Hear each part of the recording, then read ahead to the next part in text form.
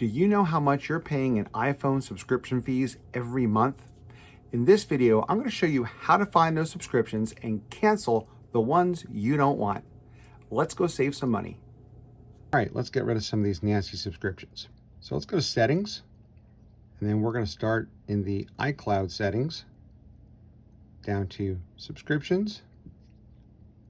Now, a cool feature I like about this, you can see there's a bunch of different subscriptions on here. I'm going to click on the sort. I can sort by renewal date, price, and right now the app name. If I click on renewal date, it's going to show me the recent renewals that are upcoming. It shows me some that are expired, which I've already gotten rid of some of those. So this one right here for TubeBuddy, it's coming up for renewal on July 8th.